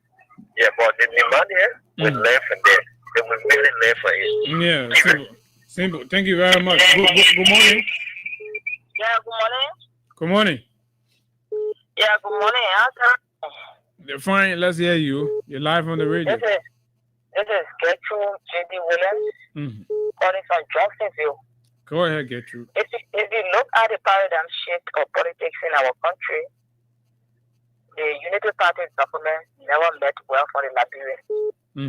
Take, for example, people taking politics as a risk and to fool people in any other thing they're doing. If somebody asks you for favor, that you should do this, Liberians were just good at talking certain things, but the issue of war crime court, it was never a major event unless Senator Prince Johnson was alive. Peace between arches. No other name, every other name is just there upon arrival. He was a major target, and when you hear about biggest deception, things falling apart. This is what happened. Yes, he was a brave man. He was very strong, and looking at his age range, somebody that he trusted as the only option. At the 11th hour, the person left you in limbo. You don't need a rocket scientist to tell you that he was totally betrayed. And get you, that's what they don't want to hear. And they're paying agents to come here to disrupt conversations and talk about other things that are unrelated. But the fact remains that this man needed protection from what he believed was going to be his prosecution. And that's how he went to the rescue mission, and they let him down. Absolutely. And those people don't need to be dignified on the radio. If anybody want to talk about that, you just remove them from the call log, because nobody cares about them. Nobody cares about the cities. We're talking about Nigerians. We're talking about the percentage of people that are dying mean. People that voted, and right in my community, I know what is going on. People that voted, to even get it in the morning to eat is difficult for them. It's very difficult for them. So we will not sit down and look at things happening. We will not speak about it. We will speak about the ills in the country, and we'll always speak about them. Thank you so much. Thank you very much. That's exactly what it is, and we will not back down to confronting the ills in our society. Abi, let's hear you, my brother. Good morning. Hey, good morning. I know you're not on the show this morning. Why the Unity Party people and the so-called rescue people doesn't want to hear that they betray Prince Johnson? That's a fact. Why do they want to hear it? And they get people to call on the show and look, the thing was very clear. This old man never wanted to hear about war and economic crime could be established in Liberia. Never. Everybody know that. Everybody know. Even you against Senator Johnson, you're not lucky. But the moment you can tell Senator Johnson anything, but when you talk about war crime could being established in Liberia, forget it. He will tell you anything. The very day Baka was inaugurated, when Baka party, Senator Johnson, when he said it, he said by the time Baka got to the war crime could be established, he been there. In the church. So you know that too much trust that Senator Johnson put into the rescue missions, specifically because his son will be vice president. You know, realistically speaking, because war economic, because these are international something. It's not 5,000 or 4 like somebody land Benin, you know, you going for a land Benin and somebody give 5,000 to go for lawyer. No. This is international crap. They say I give you 5,000. They say, when I sit down. And then you call the old man off. He said you're calling off. Black the man number in the county. to even appoint, to even recommend somebody to be appointed in the county. Nothing. He never had no power. Even the man dollar never had job. She had to go to Dillon begging Dillon. Dillon said it. Dillon. Right after 2011 elections, during my second term, that's not Joseph was cutting the shot in Nimba County. Then anybody can hear call and say, Allah, Abu, your man journalist, Allah. You don't want cutting the shot before anybody got job in the county. You gotta go through Senator Johnson to say your name to the president. That's just the fact. Even 2018, the same thing happened. But in 2024, it was a different case. Besides that one chairman that they get drawn to over there, and from the labor ministry. So how many person got job? That's Senator Johnson recommended. If I recommended a lot of people in the county, even the local leaders in the county, and some junior ministers and ministers, why you have to go to Tehran to be asked Tehran to fund something for his daughter? I'm telling you. Exactly. Oh my God. Oh my die for pressure. Oh my die for pressure. Look at it. You win. Now they'll be telling no guys. Abu, why should they be telling no guys? They want silent them. They want silent them. Oh, the youth leader said they after him, they send him all kind of threatening messages. But thank you, Abi. I mean, you're right. These are exactly the issues. What the life you live is how you will be spoken about or refer or reference and all that. You enter an arrangement with a man, you say, well, they will protect you, will give Nimba people a job, will respect you. You take off it, you call the man number off. He said, man, tell Nimba people down. Hello, good morning. Good morning, my brother Abu. Good morning.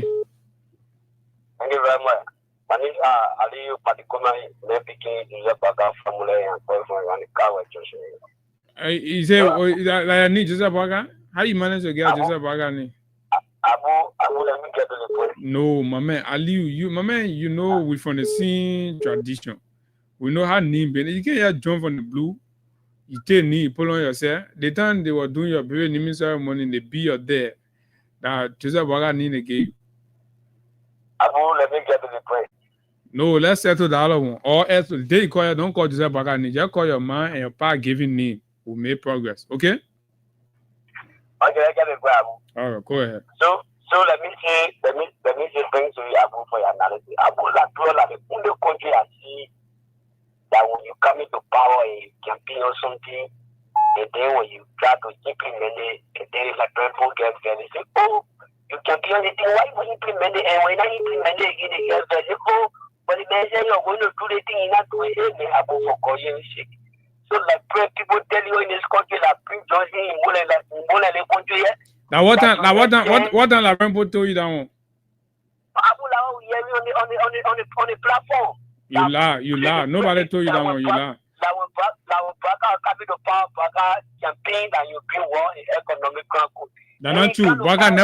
Braga never said that when Braga chose. Listen, Aliyu, when Braga agreed to do business with the MDR, Mr. Kun as his vice president, and Mr. Johnson as his political ally, Braga never included the establishment of working code in his manifesto. No, but Abu, you're not part of our campaign at that time.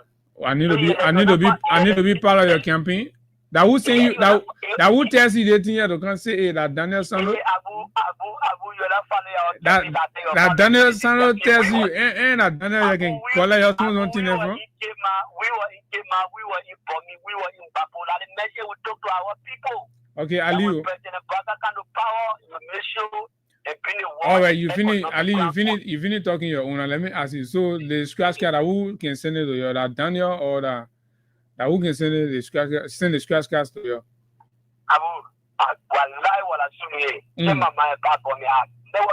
Any minister of it, no minister in the country that wait. So that means all the things you can be doing, you calling your Nina on the caller brigade, they ain't giving you nothing. I'm not part of anything they call caller brigade. They know what they call caller brigade.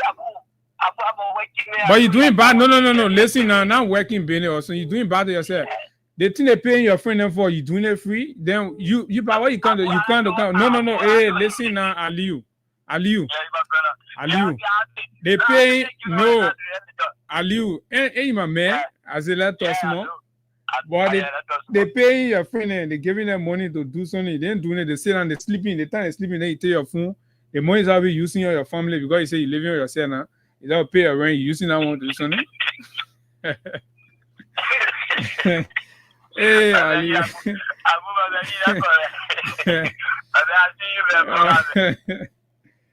Hey, my man, Ali. Your friend ain't collecting money. You can do your own free. You buy your oral. Government money. Hello, good morning.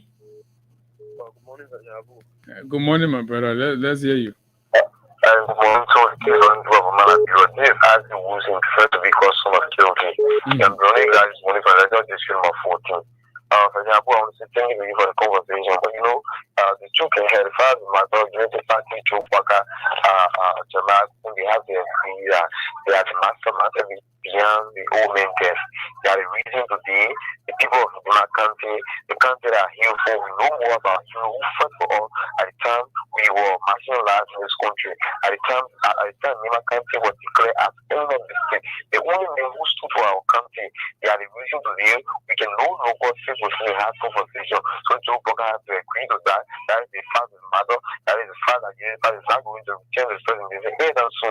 That is Joe Boga is going to contest with them now. Every time we go and leave them now, there is a thing I want to draw the attention that is learning our history season of 14. Every starting to community. There is the issue of the company who are taking care for our water, and that has caused serious issue for us when it comes to the water, the issue for the river, coming to us in the community. That one, you just got to bear because the president now tell the moratorium for on they say the people won't do money now. So how you do it?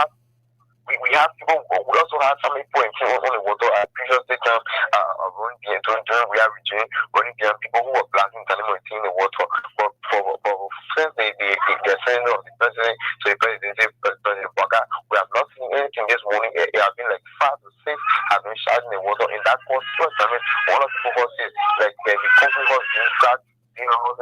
Okay, all right, as it was in. Thank you very much. So I've been talking about the rate, and I'm getting different. So let's just hold small, take 5 calls and confirm the rate, the exchange rate in your community. Somebody posted that for them when they go and buy their goods, they tell them to give 200 and what.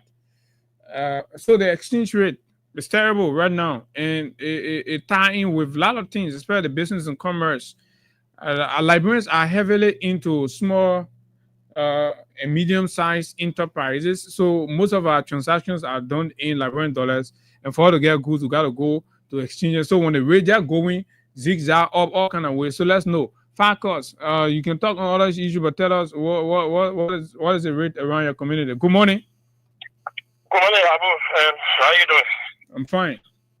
Yeah, this is Edmunka, the visually impaired guy, giving this unprepared president feet to the fire.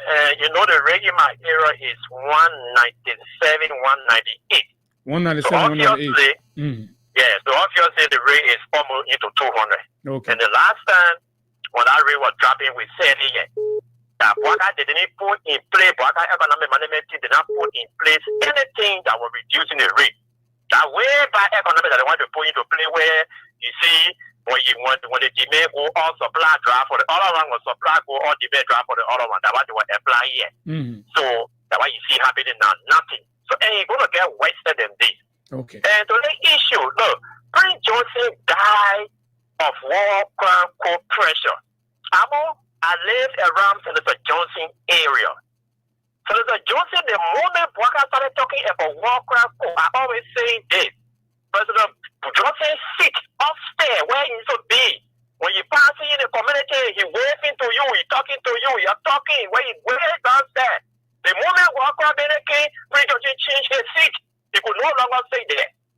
Then what you telling me here? Listen to the youth lead. Yeah? The guy tripping brought tears in my eye. Even I might the one to Nimba the ask him, what happened? You dropping too much. He said, I'm tired. I ended my mission. Look, you can't do that. Listen to Boom. See what Boga did. See what Boom did. Why